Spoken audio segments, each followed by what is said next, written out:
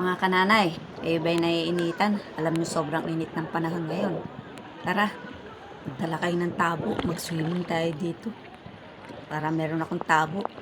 At nagbabaon ako ng tabo dito. No? Alam niyo sa dami ng problema ng ating bansa, huwag na tayo makisali. Magdasal na lang tayo kung kailan matatapos siya. Yan naman ang buhay.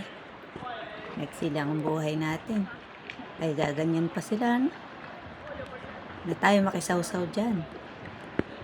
Maligo na lang tayo dito at magdala ng tabo. Yun ang pinakamaganda, no? Diba, ang ganda nito, no? Ang linaw ng tubig.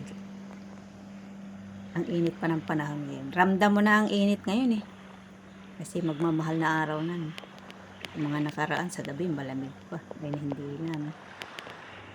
O, ano pa hinihintay nyo? Let's go na. Magbaon kayo ng pera papunta rito.